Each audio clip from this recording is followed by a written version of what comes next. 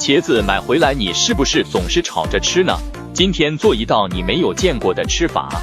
茄子切成薄薄的厚片，用勺子挖出中间的茄肉，中间的茄肉切丁，再准备点胡萝卜丁、香菇丁、火腿丁，再剁点肉馅。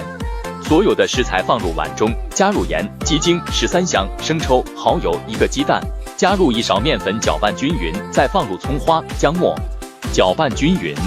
起锅烧油，油热先放入茄子，然后再放入调好的面糊，全程中小火慢煎，煎至两面金黄熟透。这好吃的茄子不就做好了吗？